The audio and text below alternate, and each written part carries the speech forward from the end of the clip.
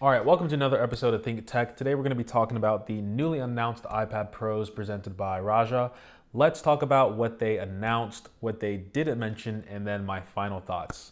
So now the M1 is standard on the iPad Pro above the 12Z, A12Z I should say, from last year's iPad Pro, and it feels a little bit unneeded, but hey, might as well, right, since you have the M1 lying around. Now, one thing I want to mention is that I actually did not like the charts that they used in order to show how amazing the M1 processor is. The chart is basically comparing the iPad first gen, which came out in 2010, which I appreciate the timeline, but it would have been much better to show at least the first generation iPad Pro or last year's, but the chart is pretty much going parabolic, so it can only go up, right?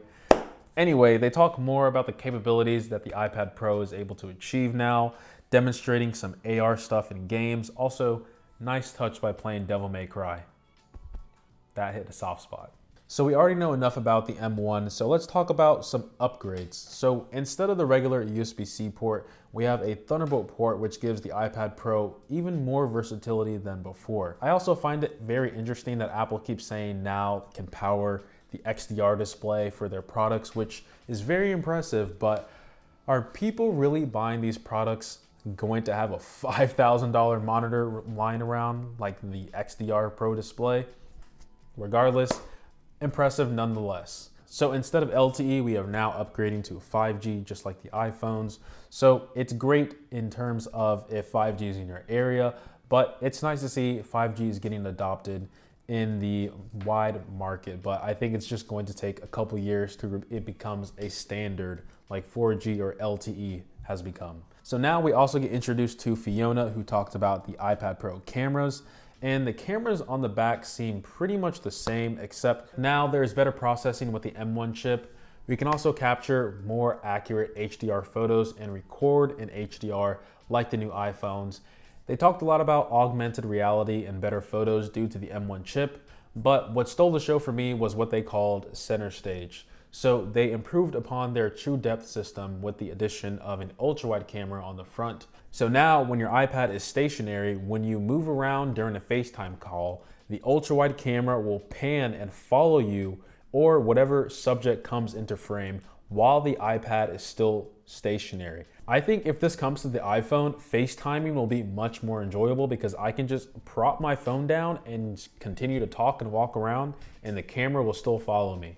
Now, the 11-inch iPad Pro is going to still have the same exact display as last year, but the 12.9-inch iPad Pro, well, we're gonna have to talk to Heidi about that one. Well, I mean, I can't talk to her, but you know what I mean. I'm just trying to give credit where credit is due. So we now have mini LEDs in the 12.9-inch iPad Pro, 10,000 of them to be exact. This old one has 72. So just imagine how bright the new iPad Pro is going to be.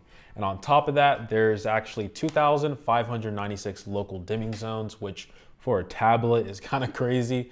So who is this really for? Because 600 nits on my iPad Pro is pretty bright as it is. So I think if you are a professional who wants a tablet interface for your HDR workflow, or you're a photographer who really needs that color accuracy for, HDR and whatnot, this could be a compelling choice. Or for people who just want the latest and greatest stuff.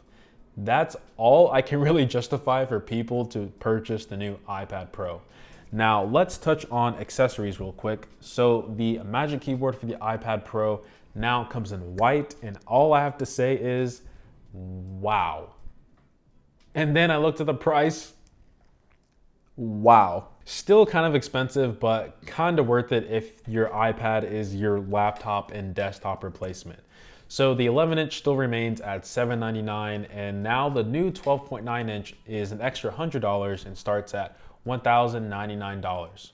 Now let's talk about the stuff that Apple didn't tell us, which was pretty much everything. They told us everything within this new iPad. There's nothing they really didn't hide from us. So there really wasn't anything big in this iPad upgrade. If you think about it, it's really just the M1 processor, which is just like a souped up A12Z chip, 5G, which is an improvement off LTE, but don't really think people are gonna see a big of a difference.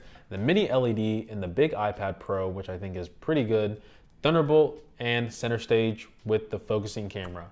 Other than that, it's pretty much just like the last years and then the years before that. So here are my thoughts on the new iPad Pros in general. So iPadOS has gotten faster and more powerful with better displays that we're getting with the mini LED.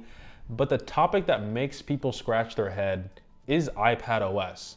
I think the problem Apple made for themselves is that the 3rd gen iPad Pro is just too good. If you're on the iPad Pro 3rd gen, I still think this is not a reason to upgrade because that device is still a solid choice and there's not much difference between what you have and the latest iPad Pro coming out.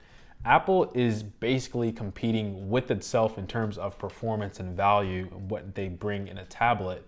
But the iPad Pro, in a sense, has already solidified itself as one of the best tablets you can get on the market, and this just pushes their lead one step further. But once again, iPadOS is great.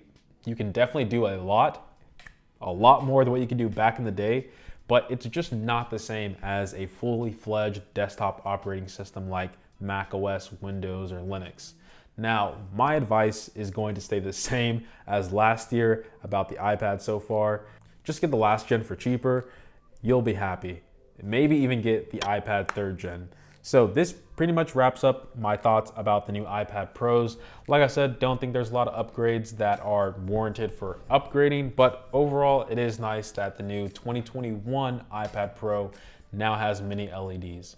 Anyway guys, hopefully you enjoyed this episode of Think Tech. Let me know what you guys think. I appreciate every sub, like, and comment. And as always guys, much love.